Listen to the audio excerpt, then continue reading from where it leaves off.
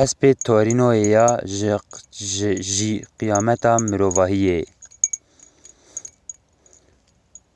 Xwedê mir û ez westiyayî me. Bela tar.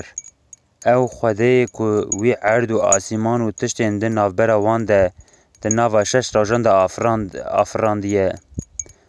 afirandine. Sûreta Furqan 59. Roja qîyametê û saeta wê ne milyaketên li esmanan ne jî Kurd dizane. Ji xênî bav ti kes pê nizane.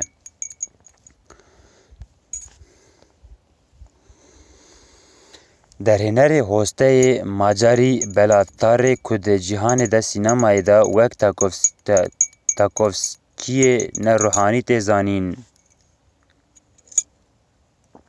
Di sala 2011 de fîlma xwe ya dawiya efsanewî a Torinoyê li The Turin Horse yanî hespê Torinoyê dikişîne û êdî dev ji sînemayê berdide.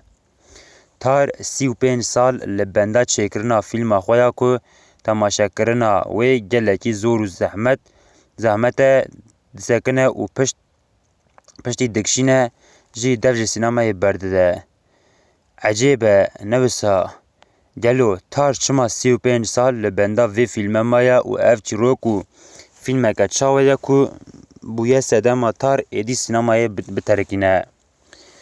Ka pêşî em li çîroka fîlmê binêrin, lewra çîroka fîlmê ji bûyereke rastîn pêk tê.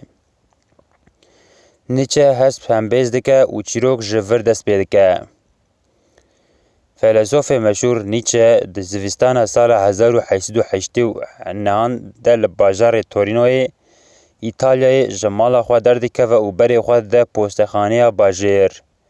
Lê tiştekî wisa ecêb tê serê wî ku hêj jî sedema wê ya esil çi ye kes pê nizane. û belkî ti kes wê pê nizanibe jî.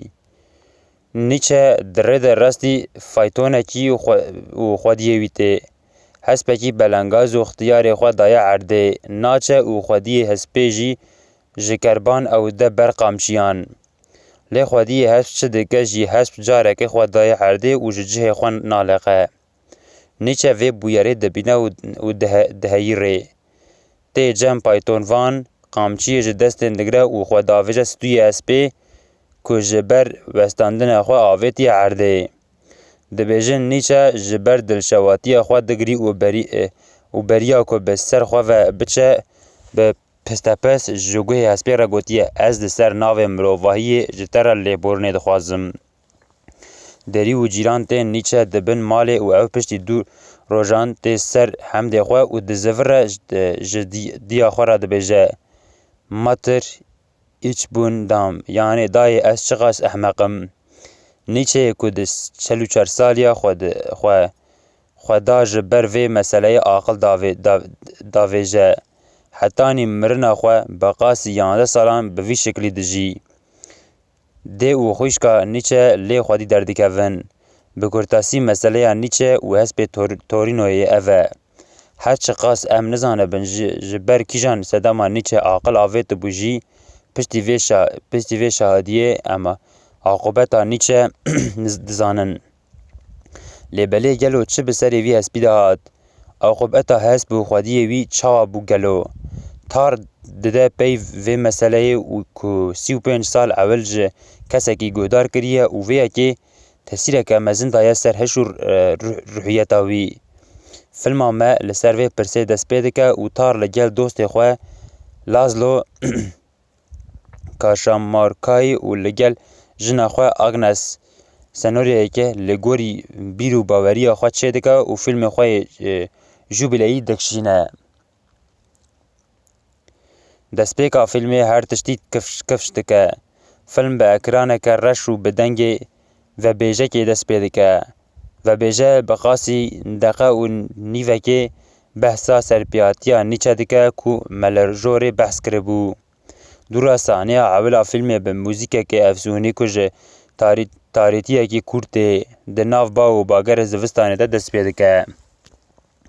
Pêşî em hespekî mirarokî paytonekî ji hevdahçetî û ixtiyarekî dest bi qamçî dibînin.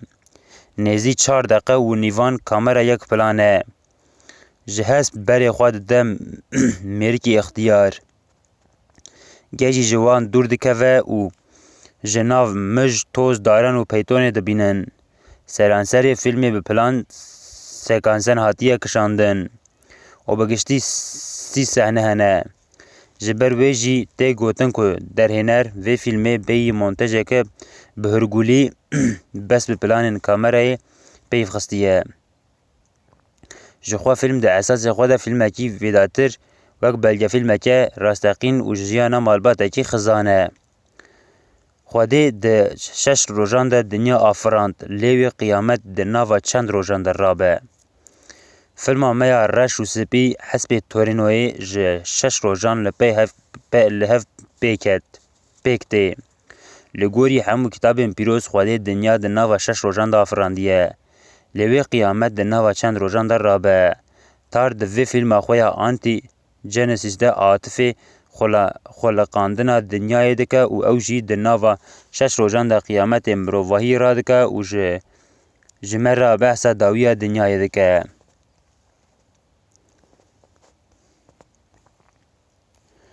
Gelo qiyameta mirovahiyê çawa radibe, ji xwe kî mir qiyamet wê jî radibe.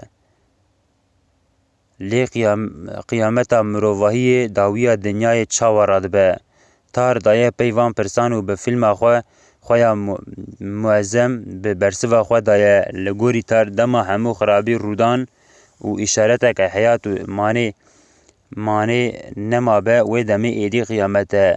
Ka werin em bi kurtasî behsa van 6 rojin sembolîk bikin. Roja ewil. Deng ji kurmên darê nayê. Me got fîlm hineke zor e û mirov bi rihetî û kêfxweşî nikare temaşe bike. Lewra piştî axaftina vebêj 20 deqîqeya ewelên filmê bêyî diyalog derbas dibe.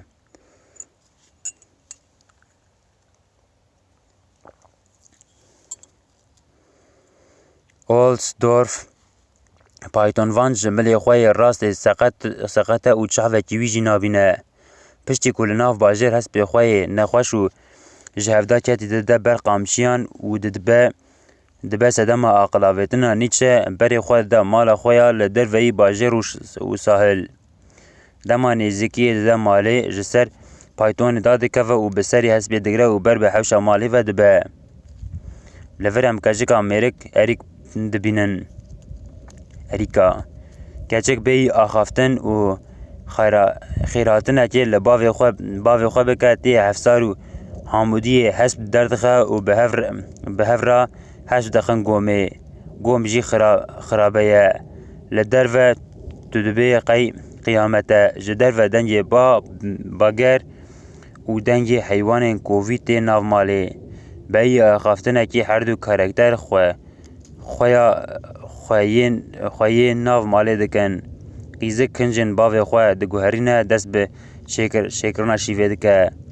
Du kartolan diavêje nava avê û dixaşîne û ji xwe re li ber pencerê rûdine û li derve dinêre.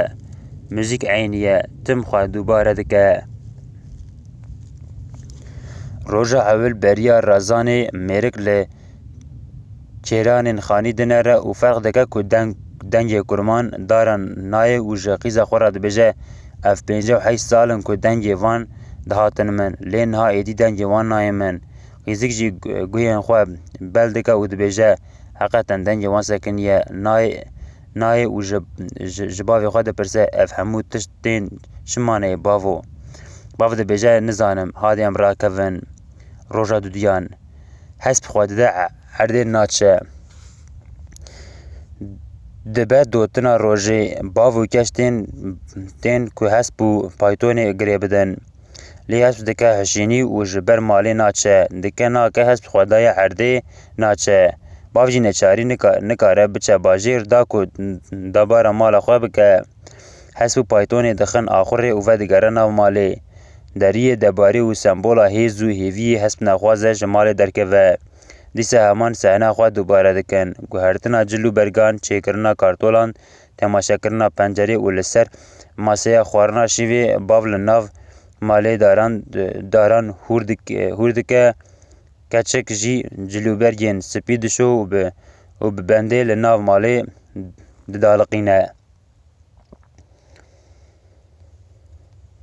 کامرا نیزی و ریا کچکی دبو ام بقاسی 30 ثانیان بس کراسی سپی دبینن گلو در هنر خوستیه که بوی ثانیه پیام بده دبیجن دما حضرت عیسی آتیه چرمخ کرن روی وی دناف حریه دبویه و جنکه کاتیه به پاچکی سپی دو روی وی پاقش کریه و صورت حضرت عیسی لوی پاچی سپی هاتیه و نقش کرن. لروما و واتیکانه او پوتن کوی صورت حضرت عیسی لسری هیا سپی رنگ مرن سمبولیزه دکه کفن جی سپیه تار بالا ما دکشن سر کراسی سپی و دبیجه ننیرین که همو نشانه جیانه لوی مالی آگر آف خوارن مروف هنه لورا وید داویه دا مرن هبه رنگ سپی و هشیاری ددمه. جیران خبران نخوشتینه. روژا دویما ساعته که دسر فیلمی را درباست به و هر تشت همانه لی دری جنشکا و لی ود به و دناف دنگ با و باگر ده جیران وان برنارد دکوه هندر لورا ودکایی ویا ماجری پالینکا نمایه دوی فیلمی ده دریج ده تکان مونولوگ یا جیرانه برنارد نیزی 6 دقیقان جیران خورا بحثا احوال باجر نباشی مروان و تکشونا جیانه دکه براستی مونولوگ فکر سرکه و فیلم بخواه مونولوگ تام لگوری بیرو باورین نیچه برنارد راست وکا نیچه نابجه خوده مر جی مسئله تینه سر پشتی مرنا خوده ظلم و نحقین مروان که به دست خواه و دوی دنیای خراب دکن. لی اولسدورف فری پایتونوان به گوتنن جیران خواه باور نکه و اعتباری ناده گوتنن وی. روژا سسیان قراچی تین و کتاب ددن کچکه.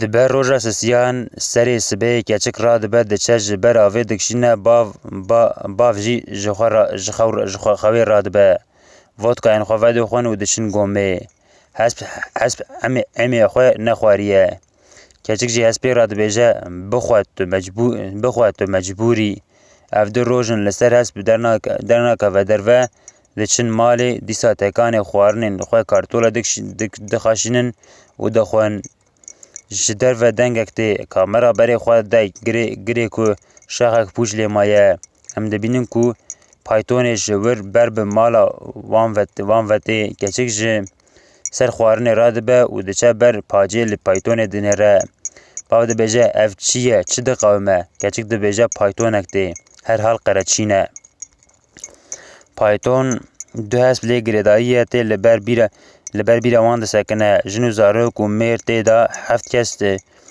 جه پیاده بن و بر خواه دن بیره که جه آوه وخوان باو بخواه درناکه و حافوان لی کچه خواه دشینه که بریوان بده کچک دچه بوان ده بیجه چی ایشو کاری و لور هیا جور هرن لی مرتب ده بیجن تو جی بمره وره ام جور هرن امریکای لیکن چک تکلیف وان قبول نکه و دبیجه از ناچم تو جهکی پشت را باف به بالته در دکوه در و بر چیر و سخاف وان دقورینه روسپی مرتبان به شفقت کتابه ده که چک پوری مزد ده و دبیجه اف جبو آوه قفلا متربان به جوش و خروش هست بین خواه داجون و به ریا خواه دادشن کچک کتاب ده سر سینگا خواه و ودیگر مالی و دست بخوندنه دکه هواکین که دخوینه بحثا جین پیروز آهین عبادت و خرابونا جماعتان هوجهی آهین و توبه دکه ده سری ده مرف ده بجه قی اف کتاب انجیل لی کتاب برهمه که ادبیه لازلو یکوی به تاره سناریو و فیلم نویسیه. روژا چاران بیراوان جی دچقه ایدی حاضریا کوچه دکن. دبر روژا چاران وکی هر سی روژن حوض سری سبایی کچک دیسا زورا دبه اجاقی پیدخه و دچه بیره که آوه بکشنه لی دبینه که آوه بیره زوها بویه. گازی باوی خواهد کتین لی دنرن که بیر به کفران توجی بویه. بی احتمال لکه مزنه قرچیان بیر چکاندنه لورا جبر بیری حاطه بو خوراندن لی در هینر وی یکی نشان ناده. باف گلکی به حرست به کچک دچه آخر جمع هست لی هست دیسا ام خواه نخواریه کجی دیسا به هست را مجول دبه و دبجه تا دیسا تشتک نخواریه و تو ناچ جهکی جی حتی آوه دده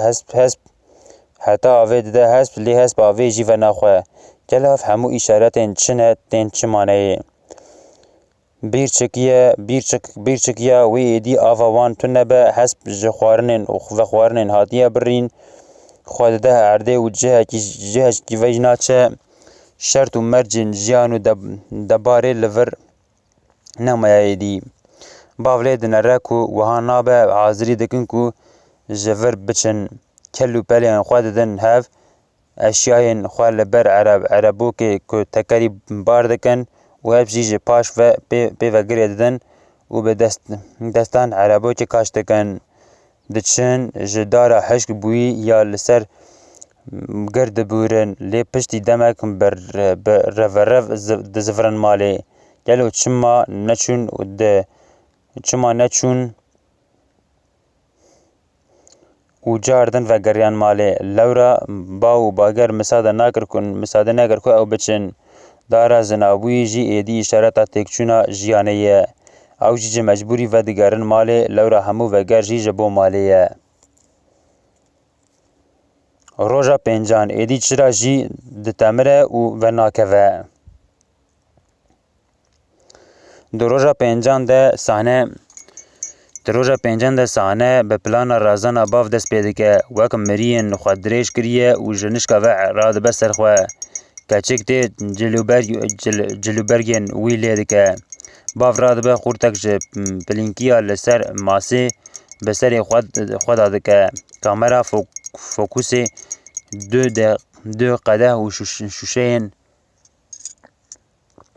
پلنگای دبه نیف قده یا مایه یا نمایه او وان جخواه زهاب بو نا پالینک اوان جی خلاص دبه باو کچک دچن گومل اسپید نرن حال ده اسپید نمایه نخوش کتیه کامر آدم اکی دریج لسر اسپید دمینه در هنر دخوازه امله هست بنیرن هست بیکو رمز قوت و دستلات یا نها جحال و طاقت کتیه حتی اولسدورفر جمع سری هسپی در دخه یعنی دبیجه ایدی اف هست به چیری تشتگنای جگوما درد کفن و دری به سر هست سر هست دگرین لدر و فرتونه یا توزو پلان دوام دکه باول بر پاجه رونشتیه و سری خواه خستیه برخواه حالو روشا کو کتنا د ناف داد فکر کامبراج بار به کچکی وتی کچک جلکی سپید د دوره و پشتره دو سهان ددین سر ماسه و جار به کارتولان دخوان لی باف انجا دو سه گپ جه کارتولی دخواه و راد به دیسا د چه پر پاجه لدر و تماشه دکه دبی وار در و دبت تپوتاری کچک دبیجه باو اف چه تاریتیه دنگ موزیک و دنگ بگر در و قد دبه کچک را دبه گاز و جاغیه لوکزه ویدخه و لسر جه خواه لگاز و جاغیه تماشه دکه پشتی دمه که کرد چرای وانجی دتمره کچک جاردن حود ده چرای پیخه باف جیت آلیکاری هاوی لی دکن ناکن چرا پی ناکوه کچک دناف تاریه گده که چاوان نابینه ده جاردن جباوی خواه ده پرسه اف هموتش جبو چنه بزوتا ایگر جی تفیا چه ده قومه باv wek her car dibêje nizanim. Hadî em razên, cara çaran dengê vebêj dikeve devrê.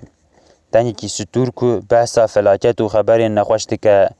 Vebêj dibêje bav û keçik ketin nav nivînan, li hêfê avêtin ser serên xwe û ketin bêdengiyê xewê. Li derve ba sekinî û bêdengiya mirinê kete nava malê. Roja şeşan. Bav û keçik jî ji xwarinê tên birîn û xwe teslîmê mirinê dikin.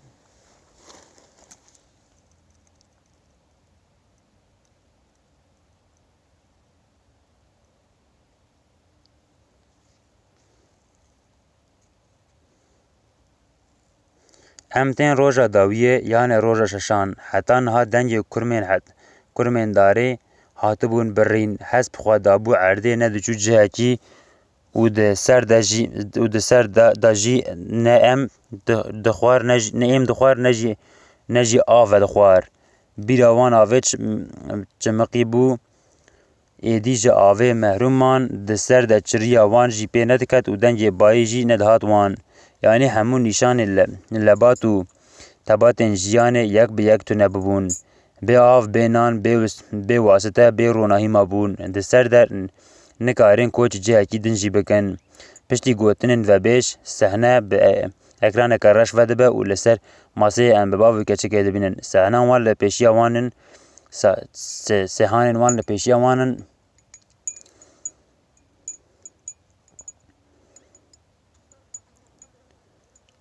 û her du jî serê xwe bi ber xwe de tewandine. Keçik kartolan xwe nexwarine, lê bav bi destekî qalikên kartolên xwe spî dike û ji keça xwe re dibêje tu mecbûrî bixwî. Bêdengiyeke muezzem heye, mûzik trajîk e, agir bi dilê miriv dixe. Keçik nalive.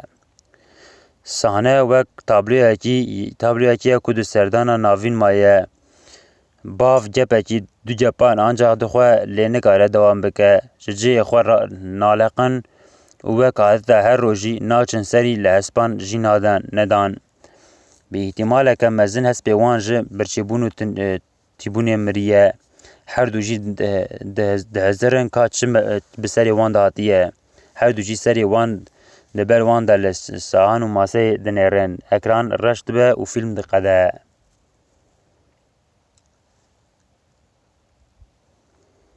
Pekî di roja heftan de wê çi biqewime? Fîlm bi vî awayî diqede, lê em nizanin ka di roja heftan de çi diqewimî. Tar behsa 6 rojên wan dike û roja heftan jî temaşevan re dihêle. Helbet piştî ewqas felaket û xirabiyan êdî qiyameta wan radibe. Lewra tişt şert û mercên jiyanê bo wan nemaye. Êdî bi qewlê serhediyan û derê wan hatiye didan û eşq û şewqa jiyanê bi wan re nemaye. Ji loma jî bav û keçik êdî li benda mirinê ne. Xweteslîmê mirinê kirine. Filma 2 saet û nîvî diqede, lê li pey xwe bi dehan pirsên bê bersiv dihêle. Ev pirs heta demeke dirêj xwe li mêriv dipêçin û dibin sedema bêdengiyeke kûr. Maneya jiyanê çi ye? Bo çi em hatine xweliqandin û ji bo çi em dijîn? Ewqas xirabiyên li rûyê erdê kî dike? Çima dike? Heke mirov bi destê xwe xwedayên xwe kuştibin, li pey wî çi dimîne? Qiyameta mirovan û ya mirovahiyê çawa radibe? Dawiya dinyayê çawa tê? Sînemografiya hespê Torontoyê ezamet e. Mûzik ji destpêkê heta dawiyê filmê di heman tonê de ye û mirov mûzikê di nav rih û kurahiya dilê xwe de hîs dike. Diyalog gelekî kêm in, lê mûzik û kêmasiyê temam dike. Atmosfera fîlma wisa rasteqîn e ku mirov carinan dikeve nav bav û bagera fîlm û pê dipeke. Bêdengî çi tiştekî bihêz e? Mirov ji bêdengiyê wan ditirse. Di fîlma Keriya Yilmaz Cuney de karaktera jin berîvan li hemberî hemû heqaret û sivîkayiyên xezûrê xwe kar kiribû. Her wiha di fîlma Eşqîya de Yewûz Turgul di دا jî kejê 20 salan li benda destgirtiya xwe baran dimîne û deng jê dernakeve. Bêdengî berteka herî mezin e lewra û felsefeyeke xwe heye. Xwe amade kin û dest temaşekirina vê fîlmê bikin. Lê bi serê xwe bin. Lewra ev fîlm encaq bi tenê tê temaşekirin. Dikarim bibêjim heta niha fîlma ku herî zêde ketime bin tesîrê ev fîlm e. Ka niha jî em piçekî li fîlmografiya vî derhênerî hoste binerin.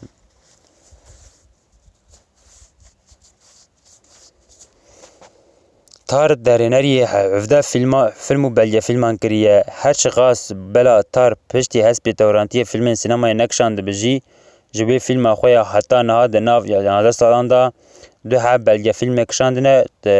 Ta bê derhêner bi temamî ji sînemaya dûr namaye û li çend akademiyên dersên perwerdehiyê sînemayê dane û heş dide jî. Di sala 2017 de belgefîlma bi navê Muhammed kişandiye.